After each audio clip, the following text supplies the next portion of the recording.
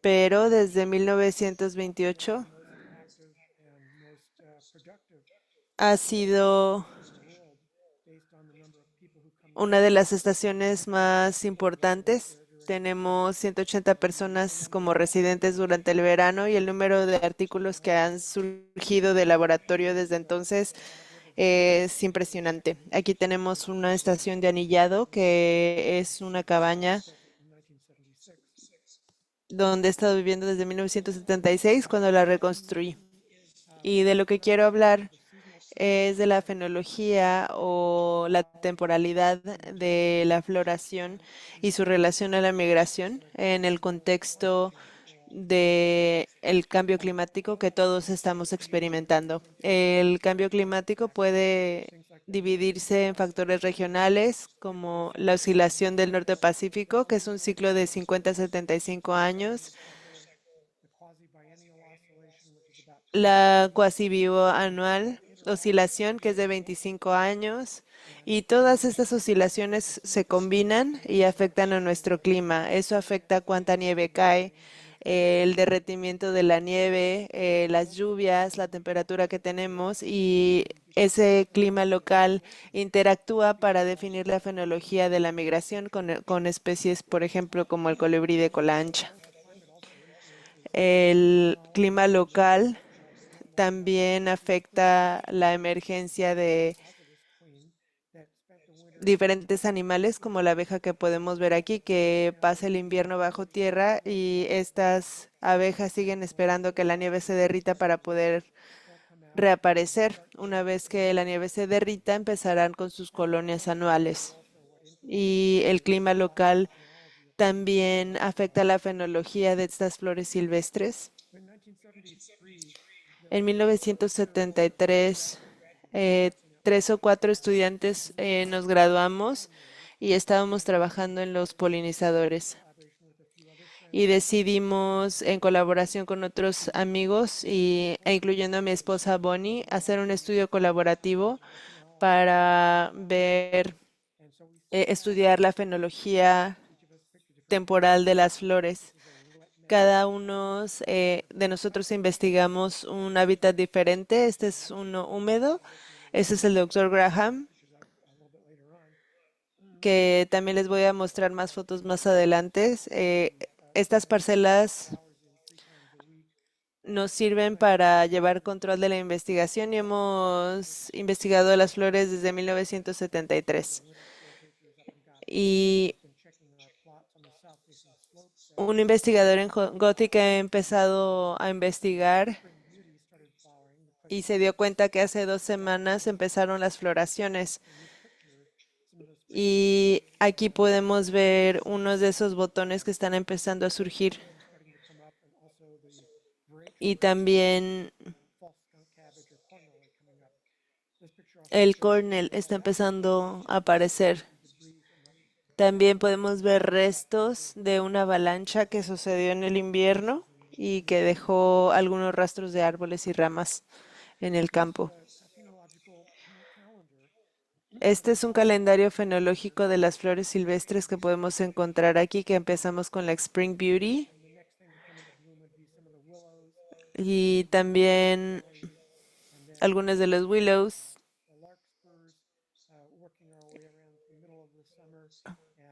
que surgen también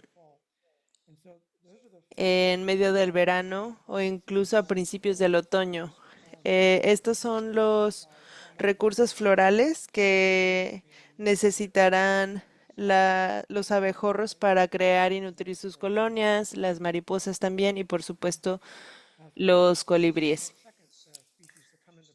Esta es la segunda especie que florece en estos campos y la primera que es visitada por los colibríes es una Glacier Lily.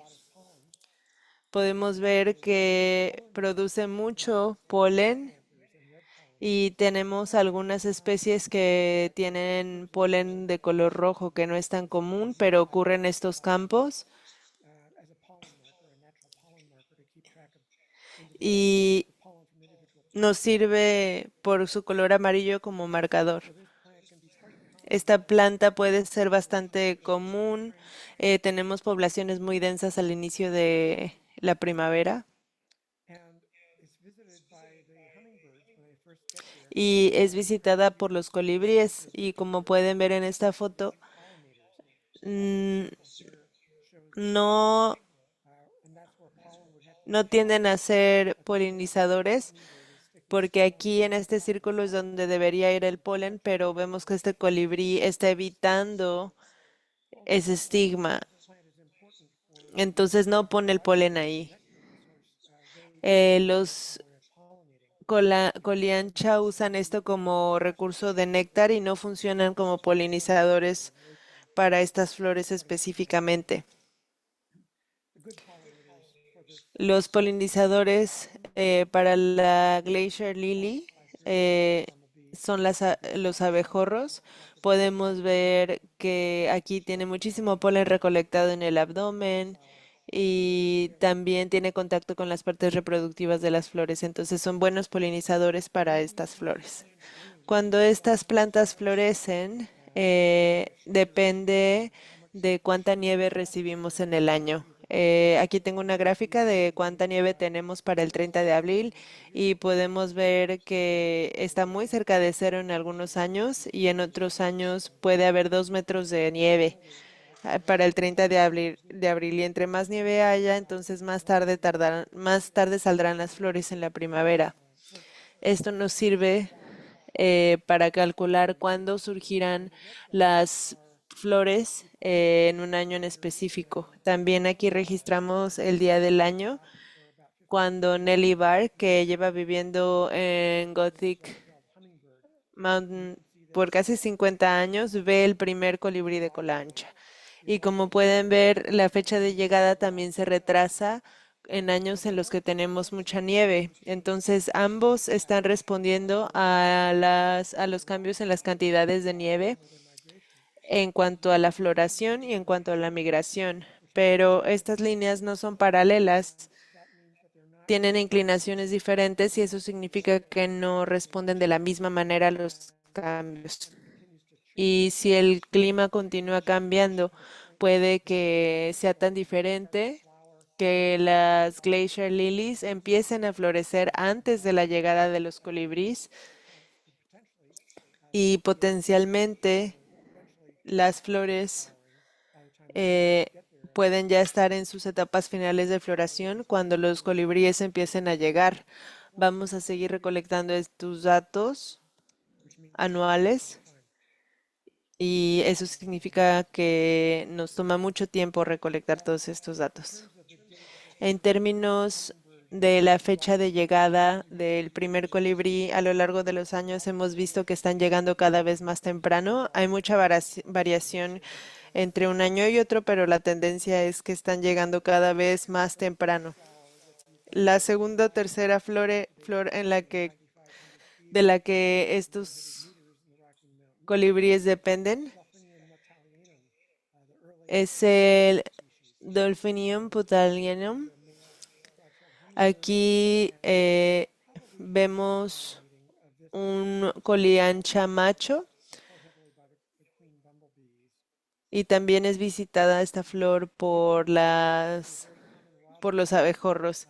Es una flor silvestre bastante común. Este es un establo de caballos y un verano no llegaron los caballos y por lo tanto las flores pudieron florecer y pueden ver la densidad y eso nos da una idea de lo bueno que es este recurso para los colibríes migratorios y para los abejorros. Hemos hecho un conteo desde 1991 en diferentes parcelas, no en las mismas parcelas de floración que tenemos ya designadas, pero hemos estado contando cuántos botones y cuántas flores tienen las plantas y como pueden ver, esto varía mucho de un año a otro, dependiendo mucho de la polinización también. A veces tenemos cientos, a veces no tantos. Y la siguiente gráfica es el número de flores que se producen. Esto también es un rango bastante variable. a lo mejor puede pasar de 20 a 1500 flores. Los polinizadores tienen que lidiar con este tipo de variación y dependiendo de en qué temporada del año florecen las flores y los cambios que ocurren año con año. Y para el Delphinium nutalianum, también hay mucha variación, hay una relación en cuanto a las flores que son producidas por año y la caída de nieve que tenemos. Con esta gráfica podemos ver que hay una correlación muy grande, pero todavía no llegamos a una conclusión sobre cuál es la causa de esto, a pesar de los experimentos que hemos hecho. ¿Cómo están respondiendo las plantas a la caída de nieve? Porque las flores se están preparando bajo tierra antes de empezar a florecer y eso es cuando la nieve está en el suelo y entonces cómo la nieve determina la cantidad de flores que habrá en la primavera es la pregunta en la que he estado pensando yo durante décadas. Y dada esa relación entre nieve y número de flores y el hecho de que nuestra densidad de nieve ha ido disminuyendo a lo largo de los años por el cambio climático, el número promedio de flores producidas por planta ha ido disminuyendo también. Estos son 30 años de datos que nos muestra que hay muchísima variación, pero sí hay una tendencia de disminución. También algo interesante que he notado al observar estas plantas a lo largo de los años, tienden a tener botones abortados. Tenemos una flor que, una planta que tiene 3 botones que van a florecer, pero tiene uno que no va a florecer. Y empecé a contar estos tipos de botones que no van a florecer y eso está relacionado con el día en que se derritió la nieve. Y entre más tarde se derrita la nieve, es decir, entre más nieve hay, menos número de botones abortados hay. Eso implica que conforme vemos en vamos a ver a más abortados y por lo tanto menos número de flores por planta. También hay otra especie que son las que surgen en medio del verano, el Delphinium barbella, y es un recurso muy importante tanto para los colibríes, en este caso tenemos la foto de una hembra coliancha, y para los abejorros. Para cuando florece esta flor, son los abejorros trabajadores y dado que están metiendo su lengua en las flores y los colibríes meten su pico y las lenguas, ambos están transfiriendo diferentes microorganismos, incluyendo bacterias, de flor a flor, que se inyectan al néctar y ahí pueden crecer. Y entonces comparten microbios, esos dos polinizadores. Todavía nadie está haciendo un trabajo respecto a cuáles serían las implicaciones de que existe este intercambio de bacterias, pero solo sabemos que está sucediendo. Hemos estado estudiando los colibríes en el laboratorio de las rocallosas, al menos desde 1971. Yo visité el laboratorio como estudiante el verano antes de mi graduación y tomé un curso de ecología con un profesor de la Universidad de Arizona que decidió empezar a enfocarse en los colibríes en el laboratorio de las rocallosas y él fue quien me interesó en aprender más sobre los colibríes al anillarlos. Entonces hemos estado anillando colibríes desde 1971. También les voy a hablar más de su trabajo más adelante. Y bueno, la técnica que usamos para atrapar colibríes es esta trampa que tiene un alimentador y a lo mejor aquí alcanzan a ver al colibrí Rufus que está atrapado aquí y ella es mi nieta que me está ayudando con la trampa. Y en julio, particularmente, también podemos atrapar dos especies migratorias, el calíope, que es el ave más pequeña de Norteamérica, y el rufus. Estas son especies que se reproducen en otro lugar y pasan por las rocallosas en su ruta migratoria. Si tengo suerte, puedo capturar machos de calíope, coliancha y rufus en el mismo día. Altitudes más bajas, como estoy ahora, después del invierno,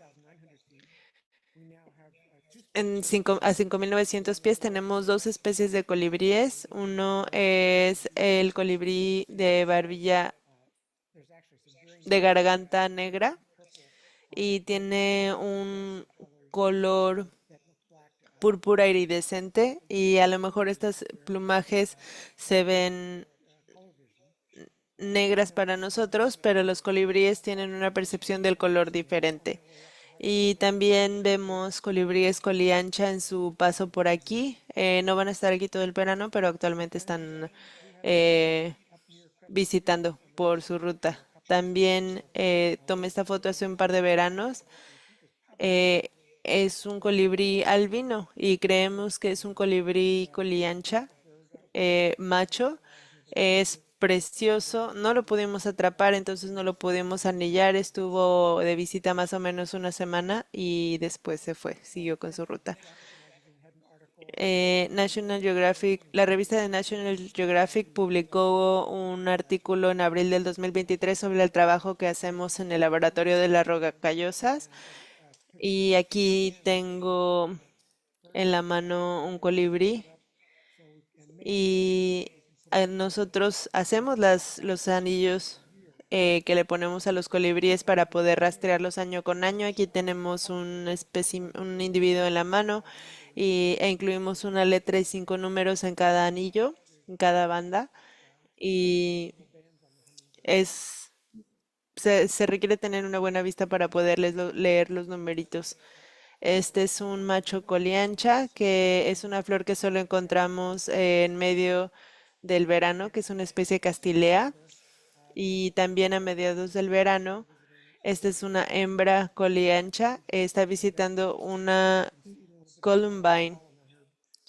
Y vemos que tiene un poco de polen en su barbilla, entonces también es una buena especie para polinizar estas plantas. Sabemos por nuestro trabajo en la fenología de las flores que nuestros recursos florales están cambiando de diferente manera y no todas las flores silvestres están cambiando al mismo ritmo y tampoco está sucediendo, los cambios no están sucediendo en la misma dirección y si tenemos diferentes recursos que están cambiando de manera diferente, eso va a tener un impacto en los polinizadores que le asustan como recursos. También otro recurso importante son los insectos en los arroyos, especialmente para las hembras que están anidando. Si nos acercamos a esta foto, encontramos un nido de colibrí. Esto es muy cerca del laboratorio de las Rocallosas, cerca del Monte Gothic. Y desafortunadamente lo que pasó con este nido fue que un cuervo lo encontró y se comió a los polluelos, aunque sí habían llegado a la completa incubación. En este mapa podemos ver que la temperatura ha cambiado drásticamente en los últimos años en todo el país y donde yo trabajo, aquí en el suroeste de Colorado, es uno de los puntos más calientes en todo el país.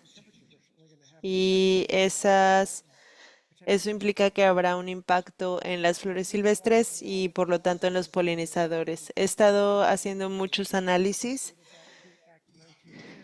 Y estos datos que tenemos recolectados son desde 1910 y es cuántos días de lluvia hemos tenido en el verano desde mayo a septiembre. Y si vemos estos 114 años de datos, para esa métrica, en los últimos 30 años ha habido un importante declive de días de lluvia durante el verano. También el número promedio de días consecutivos sin lluvia está teniendo un cambio importante que parece dirigirse a un régimen de más días sin lluvia durante el verano. Y muchos modelos de cambio climático nos indican que la variación va a incrementar en las variables en el futuro. Estadísticamente, podemos ver en esta gráfica el coeficiente de variación que nos indica la cantidad de variedad. Podemos ver que desde 1910 esa métrica se ha vuelto cada vez más variable. En Gothic tenemos datos desde 1975 gracias a Dolivar y algo que ha medido es cuándo se derrite la nieve y ha sido hasta el 19 de junio cuando se empieza a derretir, que es lo más tarde que se ha empezado a derretir la nieve y tan temprano como el 23 de abril. Entonces sí hay muchas variaciones, pero sí alcanzamos a distinguir una tendencia, aunque no sea estadísticamente significativa, que se empieza a derretir la nieve. Y he podido reconstruir la historia un poco, eh, viendo el East River, el río East, y alcanzamos a notar que hay una correlación entre la caída de nieve en Gothic y lo que sucede en el arroyo, en el valle. Y puedo reconstruir cuánta nieve hemos tenido desde 1934, saber cuándo se empezó a derretir y vemos que no ha cambiado mucho durante ese tiempo más largo de tiempo, ese periodo más largo de tiempo. Y bueno, ahora voy a hablar de algunos proyectos específicos sobre los colibríes. Este es un alimentador afuera de mi laboratorio. Este es un macho que tiene un tag, un dispositivo de rastreo. Esta es el tipo de tags que le pondrían a su gato o a su perro, que para que si se pierde la puedan leer, si los encuentran y así pueden identificar su mascota perdida. Hacemos algo similar con los colibríes. Eh, Ahora las tags actuales son la mitad del tamaño de esta. Se le pone al colibrí y conforme cambia de plumaje va a perder la tag. Entonces alcanzamos a registrar su movimiento más o menos por un mes o dos. También he estado haciendo eh, pruebas para una compañía que se llama Bird Body, que tiene un alimentador. Lo probé el verano pasado y tomé fotos de las visitas de los colibríes. Aquí tenemos dos. Mi cabaña está allí y usa la inteligencia artificial para tratar de identificar qué aves son. Y bueno, podemos ver que todavía no está muy bien calibrada la tecnología. Entonces eso es algo en lo que están trabajando. Eh, Estamos tratando de entrenar el modelo de inteligencia artificial para que sea más acertado en la identificación de aves. Un estudiante que finalizó su investigación hace 2 veranos en el laboratorio fue Nicolás Alexandre. Estuvo trabajando con el doctor Noah Weckman y su doctorado estudió eh, el emparejamiento genómico eh, que incluía la longitud del pico y también la fecha de llegada de la migración. y eso se aplicó al día del año de la primera captura de cada individuo. Algunos tendían a llegar más temprano, otros más tarde. Vimos que hay una caída ahí en el medio. En términos de las medidas morfológicas, medía el culmen expuesto y el pico completo, que son las dos medidas para los picos, y como podemos ver hay una diferencia entre hembras y machos. Los picos de las hembras tienden a ser ligeramente más largos. Los machos son el color gris y las hembras el color azul. Y en cuanto a la temporada, las aves que llegan más temprano, tienen picos más cortos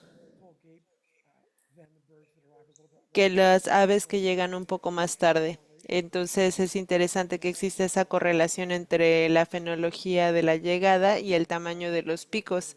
También midió la curvatura y el ancho, pero no tenemos resultados sobre eso aún. Esta es una gráfica que nos muestra las diferentes especies de colibríes.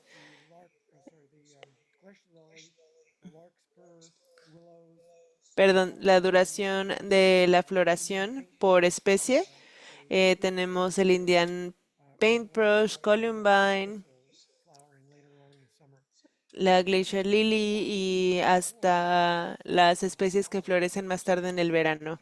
Si correlacionamos el tamaño de las flores y lo comparamos con cuando empiezan a florecer, vemos que hay una correlación entre el tamaño y cuando empiezan a florecer. También recolectamos muestras del polen de los picos de estos colibríes. Aquí bien en la foto podemos ver que hay evidentemente polen y usando un pedazo de cinta podemos obtener una muestra de ese polen, ponerla en el microscopio y tratar de identificarla en el laboratorio. Esta gráfica nos muestra cómo el tamaño del pico medido por el culmen expuesto y identificando la flor a través del polen, nos dimos cuenta que los colibríes que tenían picos más cortos tenían menos presencia de polen y pasaba lo contrario con,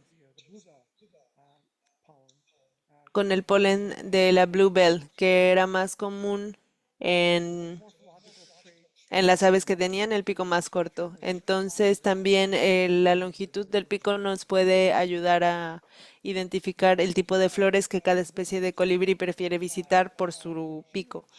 También identificamos los genus eh,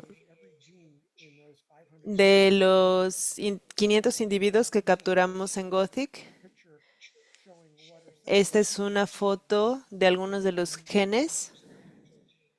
Estos son nombres de genes individuales que identificamos en los colibríes y algunos de los genes que encontramos en estudios de otras especies de aves que han hecho otras personas. Estos son genes que están influenciando el tamaño del pico en otras especies. Y también tenemos una lista de genes de interacción. También identificamos algunos genes que aparentemente influencian el tiempo de llegada y eso es lo que afecta que algunas aves lleguen más temprano que otras. Y ahora estamos tratando de identificar a nivel individual cuáles son los genes que tienen un impacto en el tamaño del pico y la fecha de llegada y el área de reproducción. Algo que también calculamos fue el coeficiente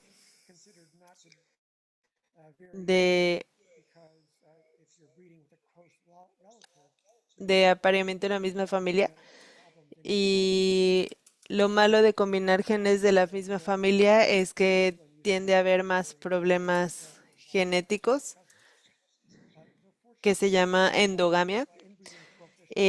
Parece que el coeficiente de endogamia no es muy alto en los colibríes, entonces no creemos que tengamos ese tipo de problemas genéticos en los colibríes. También otro proyecto en el que estamos trabajando es su visión y algo que queremos definir primero es el color no espectral, que quiere decir que es un color que no está visible en nuestro espectro de visión y puede ser producido por longitud de onda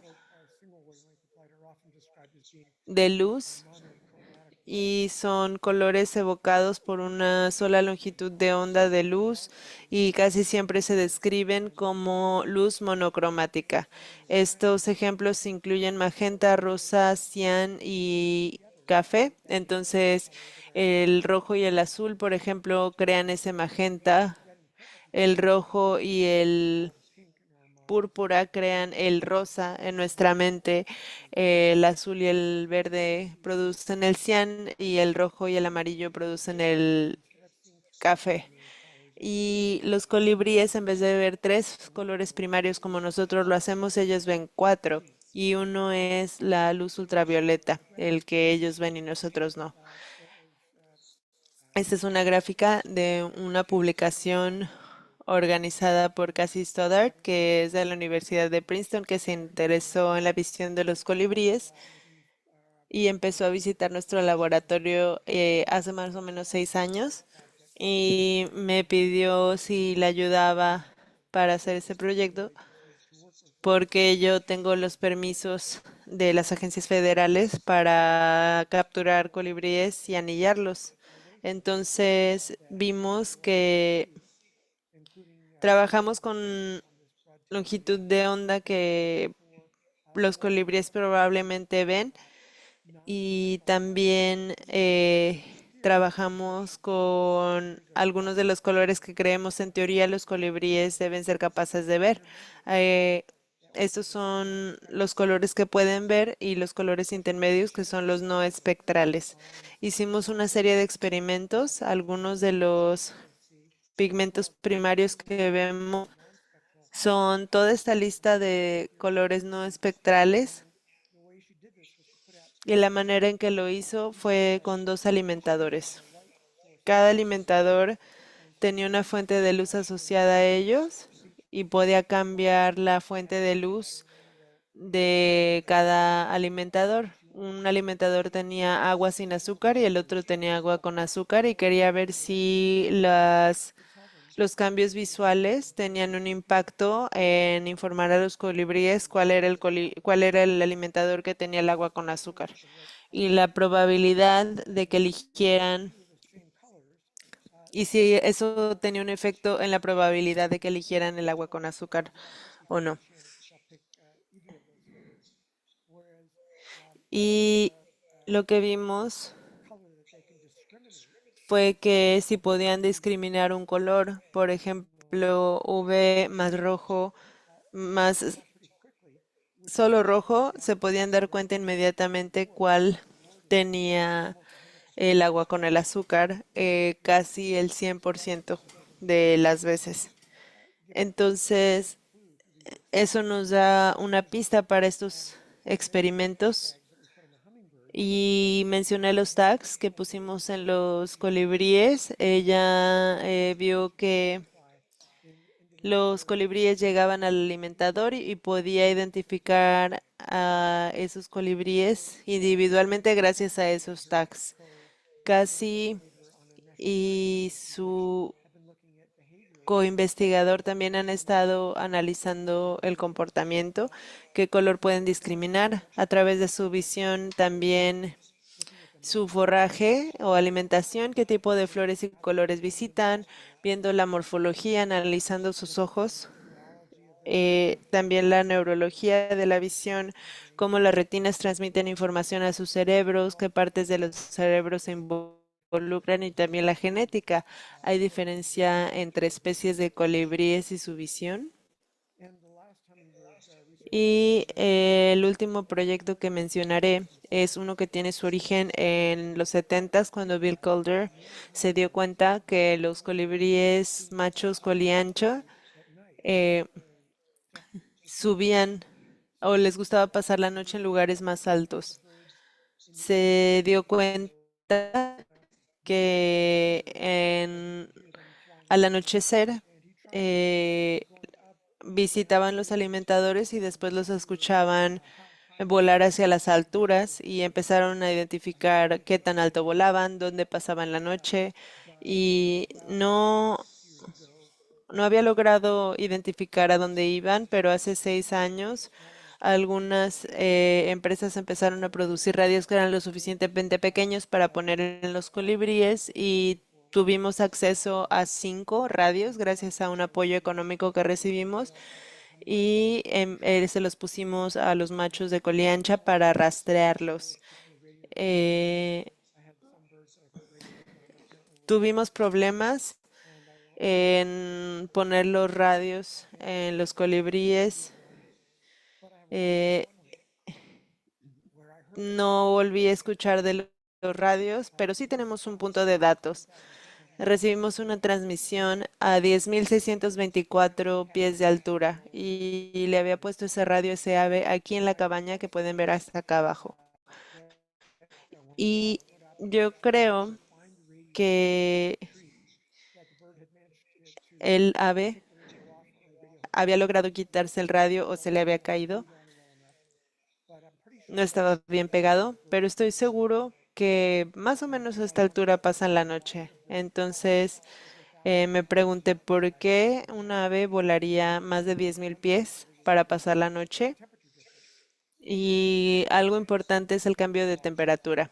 Entonces puse registradores de temperatura desde el río Este y río arriba hasta el punto donde encontré el radio y después medí qué tan frío se pone en esos 4 días.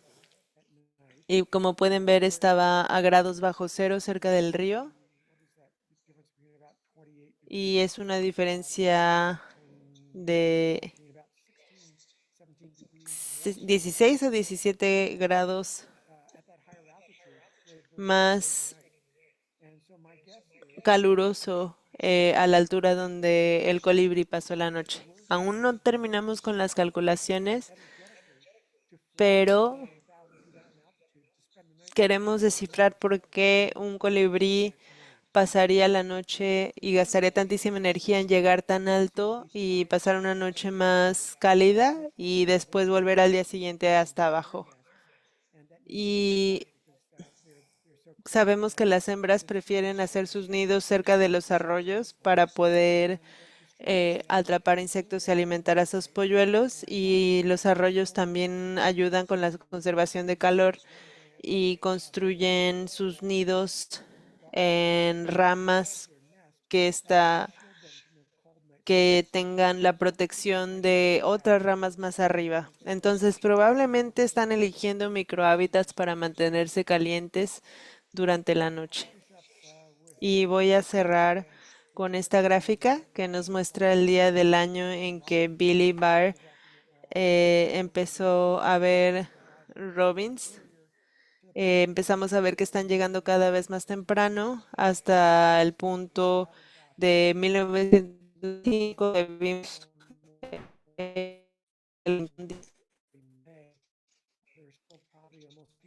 y hay más o menos 5 pies de nieve afuera y no van a encontrar gusanos ahí, entonces no tenemos idea qué hacía ese ave ahí. Lo que sabemos es que las aves migratorias están cambiando su fenología de migración, las flores silvestres también están cambiando su comportamiento y no está en sincronía con las especies migratorias.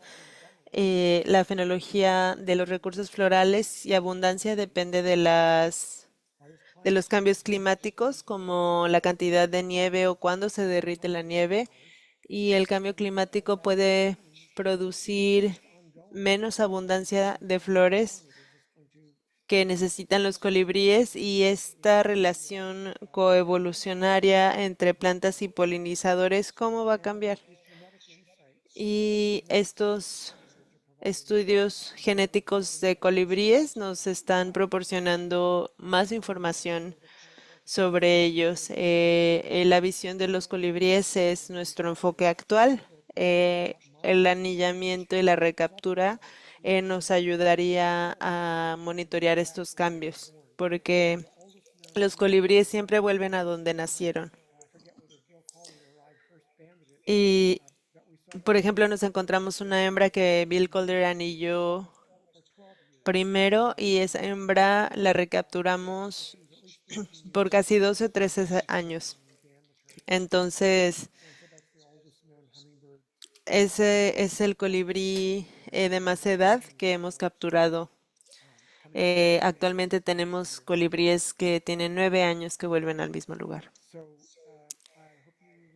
Y bueno, espero que hayan aprendido algo sobre los colibríes. Si están en Colorado, quiero mencionar que el Mountain Film Festival se va a llevar a cabo y va a tener un cortometraje hecho por Brendan Young y es sobre el trabajo que hacemos con los colibríes y el hecho de que mi hijo y mi nieta han estado involucrados en esta investigación me da mucho orgullo y bueno, se va a lanzar en este festival.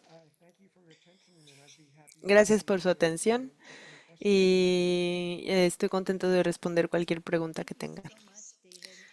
Gracias, David. Esa fue una gran presentación, como siempre. Nos emociona mucho conocer tu investigación y quiero retomar algo que estábamos hablando antes de la presentación. Mencionaste que habías hecho conteos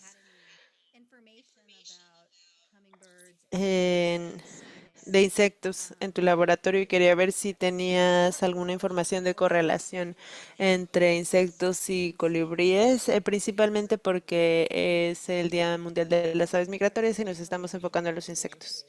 En el contexto de los colibríes en particular, sabemos que consumen muchos insectos acuáticos de arroyo y de hecho fue un biólogo que se enfoca en el estudio de insectos quien encontró ese nido porque estaba recolectando sus muestras de insectos y puede identificar muchas hembras que hacen sus nidos cerca de los arroyos. Eh,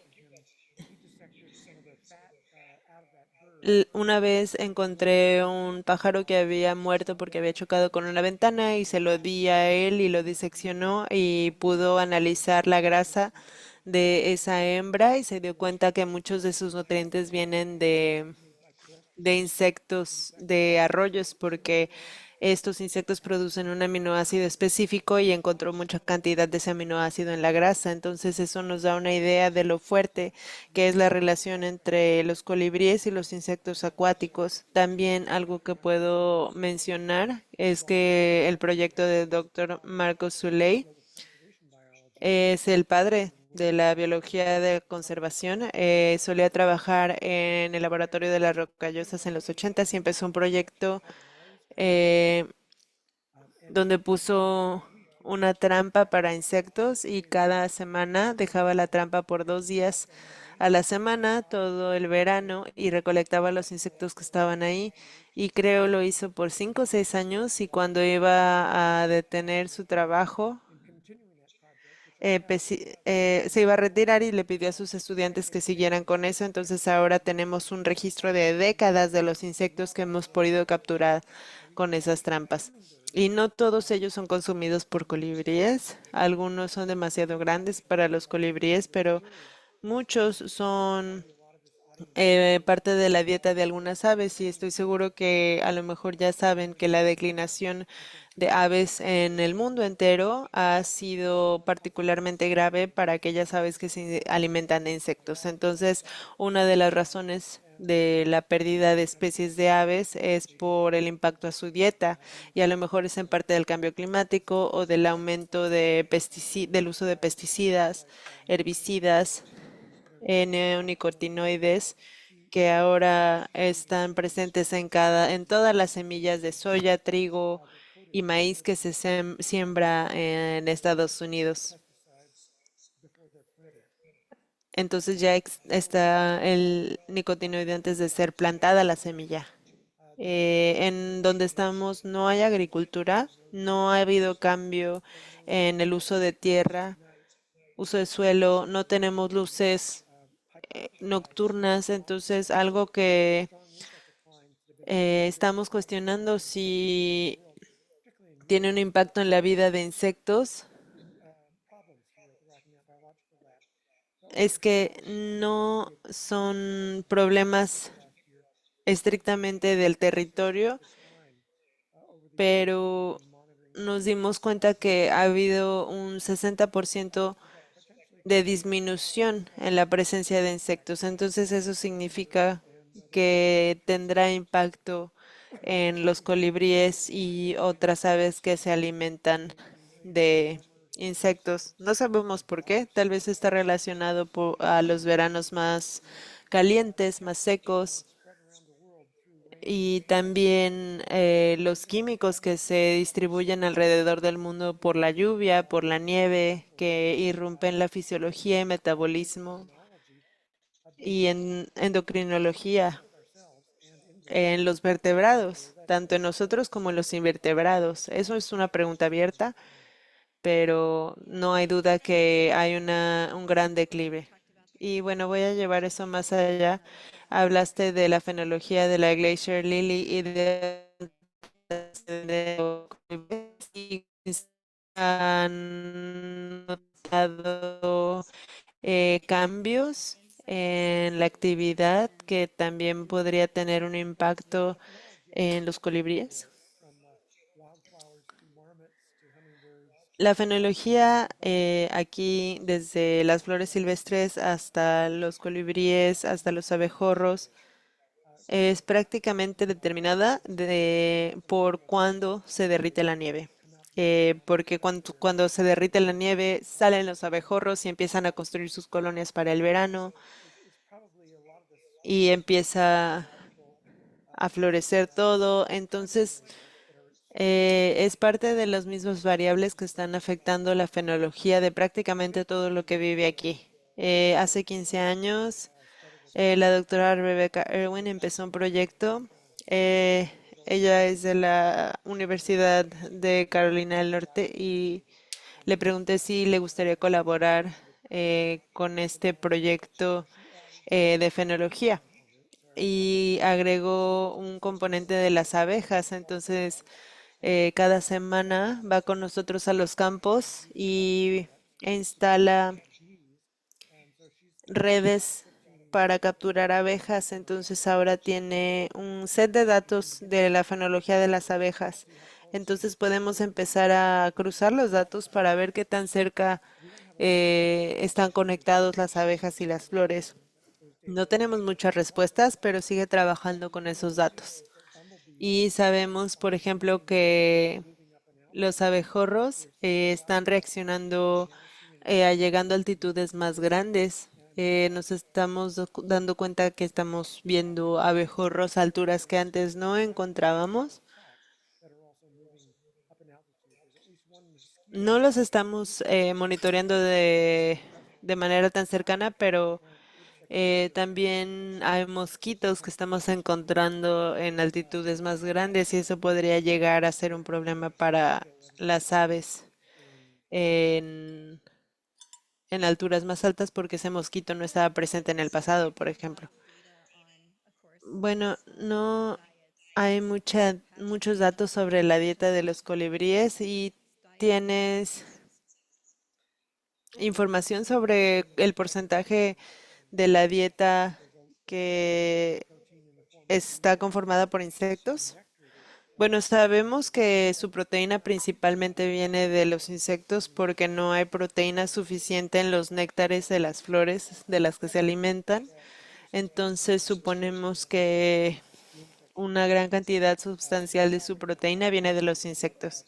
Estoy colaborando con otro investigador, el doctor Rankin, de UC Riverside, y están recolectando muestras fecales de algunos de estos colibríes Los ponen en una jaula, ponen periódico y esperan a que defequen para recolectar muestras y tal vez después del verano tengamos una mejor respuesta.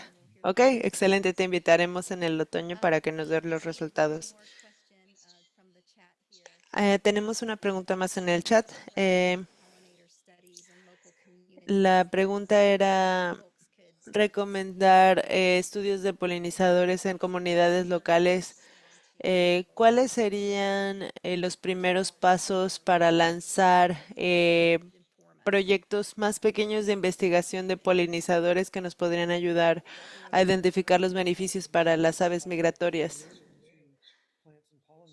Eh, bueno, los proyectos relacionados a las flores y las aves, pueden encontrar un ejemplo en USA.npr y trabajan con científicos ciudadanos que son personas que recolectan muestras en su propio jardín. eh, Pueden recolectar muestras o hacer observaciones, ir a la página web y registrar lo que vieron o encontraron. Es un proyecto que está vigente para los abejorros, para medir la abundancia y fenología de los abejorros y de hecho me acaba de llegar un mensaje hoy de un proyecto de observación de abejorros donde la gente participa identificando abejorros y captura fotos y reporta avistamientos de abejorros. También para colibríes, eBird o iNaturalist es un medio importante para registrar el avistamiento de los colibríes y las flores que visitan, porque todos esos datos están disponibles para para los investigadores. También los ciudadanos pueden ayudar plantando jardines para polinizadores, pueden investigar qué tipo de plantas y flores pueden plantar en su jardín para atraer a polinizadores.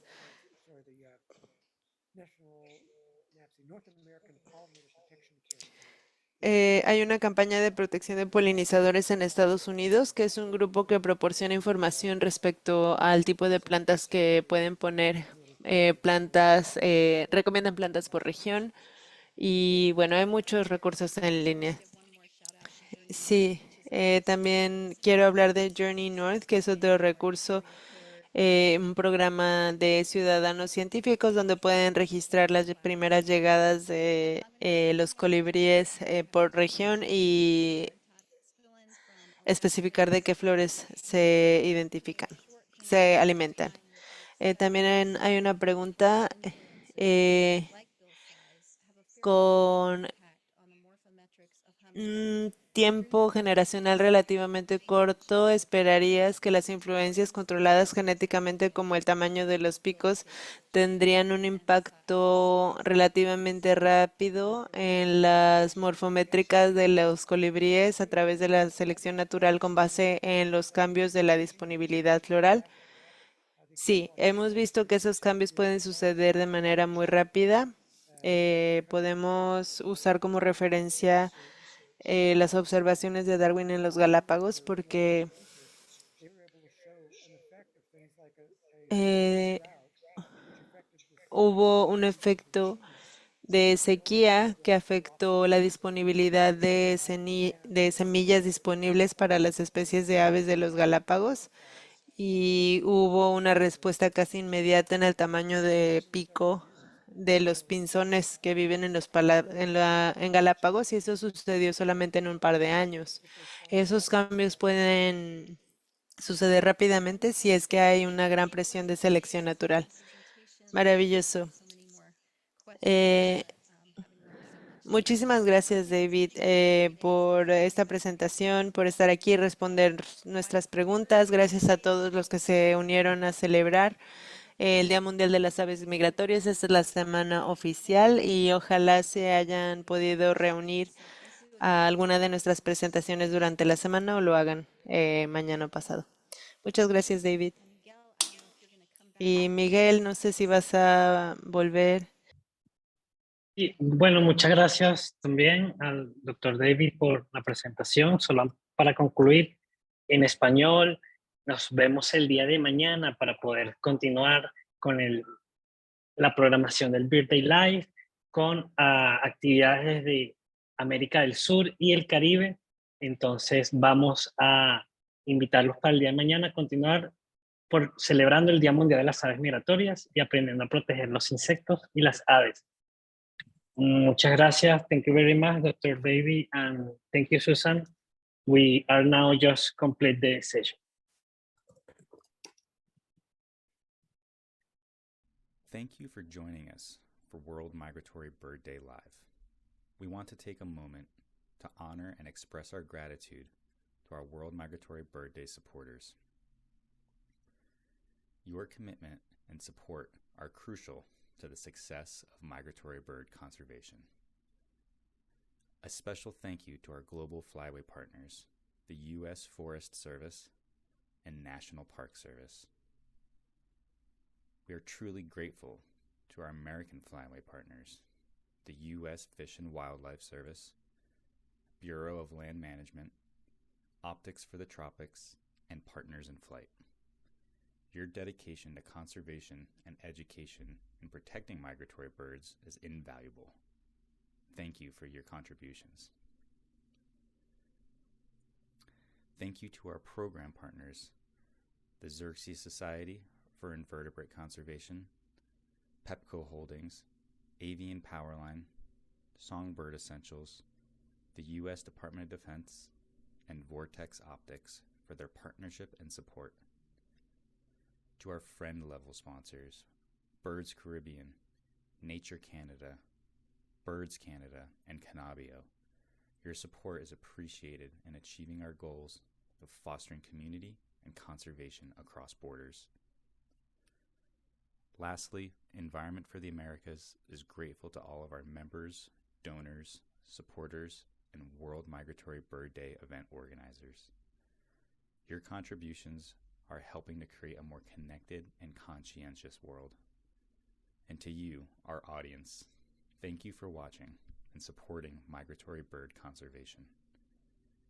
You can further support our campaign by visiting migratorybirdday.org or by donating to Environment for the Americas at environmentamericas.org. Thank you for watching World Migratory Bird Day Live.